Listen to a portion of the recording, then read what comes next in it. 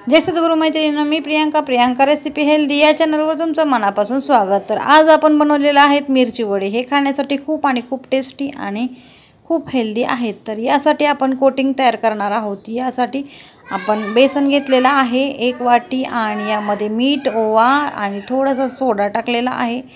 आता हे मिश्रण पाणी आपण थोडं टाकून याला असं भिजवून घेणार आहोत। याला छान असं पातळ करून घेणार आहोत। तर अशा पद्धतीने आपले पीठ अशा पातळ झालेलं आहे। ह्याची कन्सिस्टन्सी अशी ठेवायची आहे। तर अशा पद्धतीने मी हे केलेलं आहे। तर चला ह्याच्यामधलं आपण सारण बनवणार आहोत। बटाटे मी शिजवून साल काढून अशा मॅशरच्या साहाय्याने मॅश करून घेतलेले आहेत। कढईमध्ये तेल ओतून जिरं मोहरी टाकून घ्यायची आहे। कढीपत्ता टाकून घ्यायचा आहे आणि छान परतून झाल्यानंतर ना हळद, मीठ, तिखट आणि चवीनुसार मीठ टाकायचं आहे आणि हे पूर्ण बटाटा मॅश केलेला याच्यामध्ये मिक्स करून परतून घ्यायचं आहे। यामध्ये वाटाणे असतील तर वाटाणे, इतर भाज्या टाकायच्या असतील तर टाकू शकता। तर मी अशा पद्धतीने ह्याला पूर्ण हलवून घेतलेलं आहे। माझ्याकडे वाटाणे अवेलेबल होते, मी वाटाणे पण फ्राय करून टाकून घेतलेले आहेत। अशा पद्धतीने आपल्याला हे सारण बनवून घेतलेलं आहे।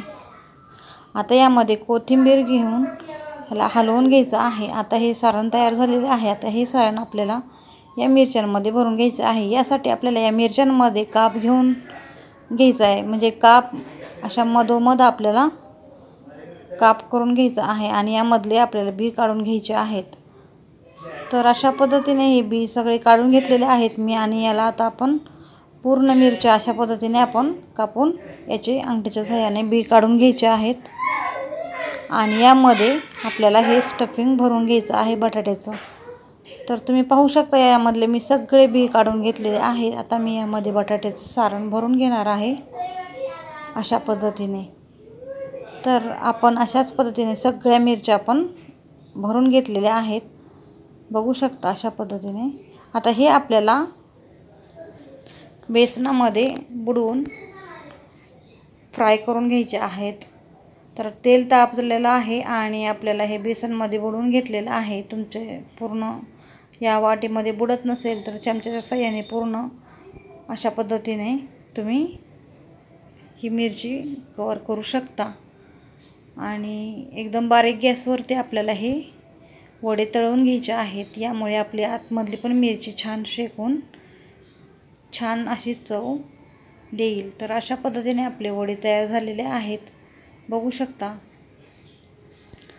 खूप टेस्टी आणि खूप हेल्दी होतात हे वडे आणि अशा पद्धतीने आपण बारीक गॅसवरती हे वडे तळून घेतलेले आहेत। रेसिपी आवडली असली तर एक लाईक करून सबस्क्राईब करायला विसरू नका। आपल्या चॅनलवर अशा विविध युनिक अशा रेसिपीज अपलोड केलेल्या आहेत, पाहायला विसरू नका। तर पहा, हे वडे आपले अशा पद्धतीने तयार झालेले आहेत। एकदम क्रिस्पी, हेल्दी आणि एकदम टेस्टी झालेले आहेत। थँक्यू।